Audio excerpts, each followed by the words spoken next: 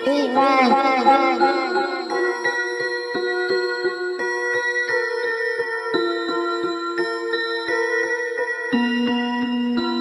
the streets talk about? What the streets talk about? Who the streets talk about? Who the streets talk about? Who the streets talk about? Who the streets talk about? Money they ain't get none. Money they ain't getting none. What the streets talk about? Money they not talking about. Who the streets talk about? You see who they talking about? Who the streets talk about? David, who they talk about? Money they ain't get none. Money they don't talk about. What the streets talk about? Money they don't talk about. Who the streets talk about? You see who they talk about? Who the streets talk about? David, who they talk about? Money they ain't get none. Money they don't talk about. Mass up and pull off, pull up and hop out. Drive by and shoot out, walk by and dump out. Dunk in and dunk off, that's how we cash out. I low strip, I low out. Blood in and blood out. Money flow, I lose count. Welcome to Self-Paid Media. I'm back.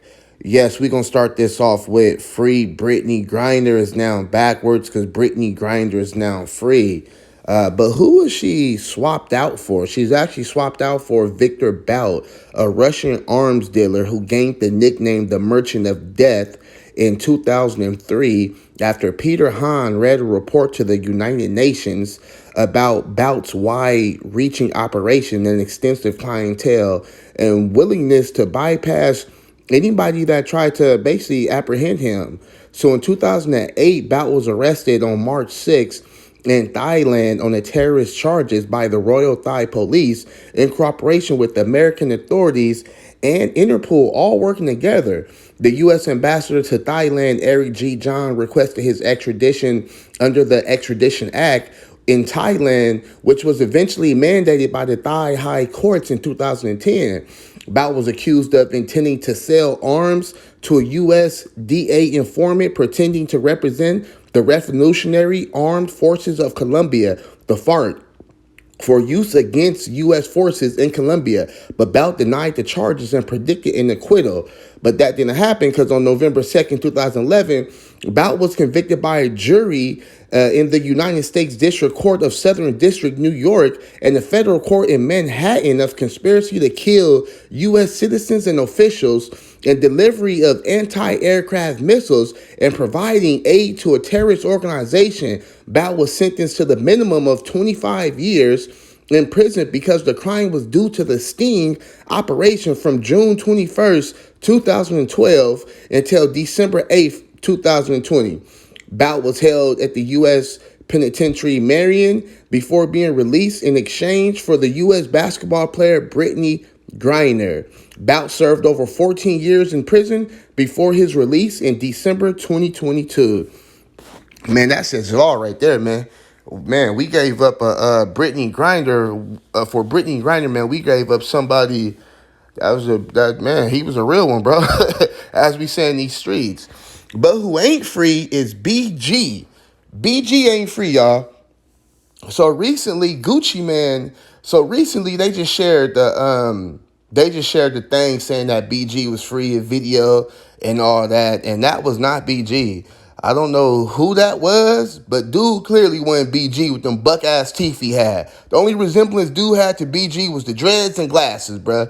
BG ain't been going that long, so y'all stop doing my boy BG like that.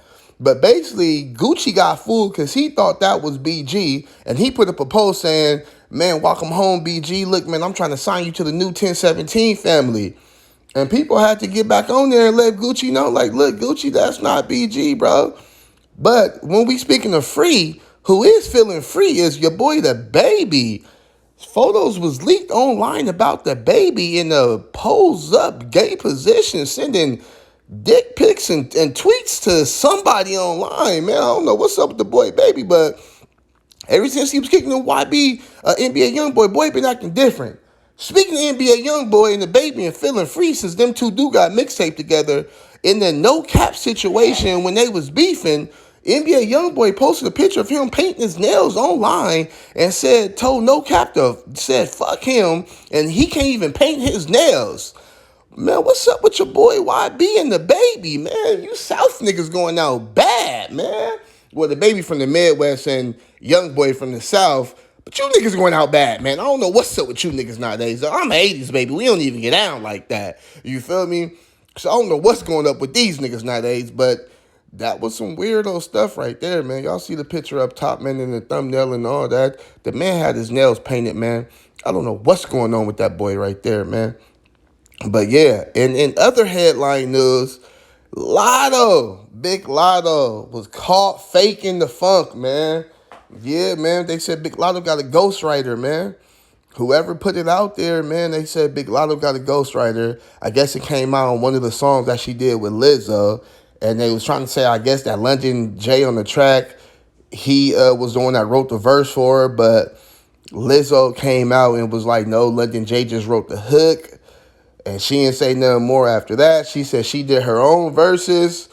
But Latto just, she came out and basically said she didn't give a fuck. The songs that she scrapped, there was some songs that she scrapped that obviously somebody got a hold of and leaked online and all that. And shit, she put up a post on Twitter dancing to him saying that shit, y'all gonna make me regret scrapping these little songs right here, man. But it then ever since came out that she ain't been writing none of her own stuff lately. She didn't write big BDE, which is Big Dick Energy, or, Big Energy. She didn't write her verse on the Lizzo song that we was talking about. And she didn't write her verse with Glorilla. The new song she got with Glorilla, that's a banger, actually, y'all. She didn't even write that verse neither. So, yeah, I don't know what's going on with Latto. If she just feels like, hey, she ain't got to write no more. And the last song with Lizzo was actually called Special Remix featuring with SZA also. So, I don't know, man. Nowadays, back in the day, we got on Nicki for that. But, again, I say Nicki is the GOAT because she writes her own music. It's never been coming time out that she didn't write her own music. And it's also go back to what Kodak Black said, how he was snubbed for that award at the BET Hip Hop Awards, and Lizzo won it. Yeah, I think y'all need to get that to Kodak, man.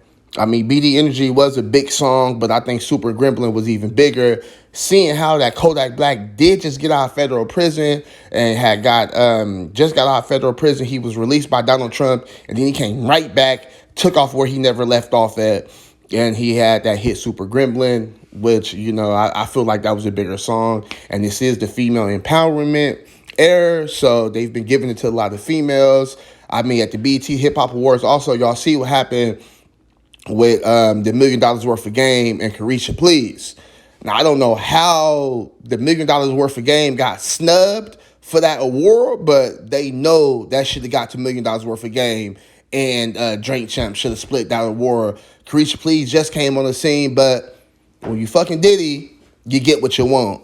Last but not least, man, inside the self-paid news, man, I'm kind of torn about this one, man. This is my boy DJ Quik, man. DJ Quik recently been putting up a post. He's been actually at it for about 2-3 years now, saying that he's deserved the same credit as DrDre. I don't know about all that, man. But I will say that he has been, over the years, when you got a big machine behind you like Dre did, and, DJ Quik, he was signed with a smaller label. He was signed with Death Row as a producer, but he wasn't signed with an artist because he was already signed with another label at that time, so he couldn't sign with Death Row as an artist. So what he did was he signed with Death Row as a producer, and he helped Dre produce a lot of that stuff. If y'all watch the vlogs and YouTube, and y'all know that a lot of, even Mob James said that DJ Quik was in there mixing with Pop, mixing with the Dog Pound. Dre was never really in the studio like that. So a lot of, stuff that Dre get credit for is not really Dre, bro. Like, we all know that Daz produced a lot of Snoop first album, but Dre got credit for it, and also with Tupac album, Daz produced a lot of that also. And DJ Quik also. If y'all go back and look at them credits, DJ Quik produced a lot of those songs on that Tupac album, but he don't get enough credit for it. So on that tip, I think that DJ Quik do need to deserve his credit, but it's been too long, bro. Like, his artist never worked out. Like, we all know Sugar Free was talented. He had the R&B group Second to None, AMG, but his artist just never worked out. And that goes to show you that you need that big machine behind you. Not saying that any of his artists wasn't talented. They were very talented, but they didn't have that big machine behind them that DrDre and Death Row and even Aftermath had behind them. So, I think he just need to leave it alone. And if you want to get back to producing, bro, produce some of the, keep producing and get with a big label, bro, that can really, push your artists out there. Y'all need to go check out that album that he dropped a couple years ago with Problem. It's called Rosecrans. Great album. But I guess probably none of y'all probably never heard of it. Why? Because it's not on the big label, like that. So self-paid media, man.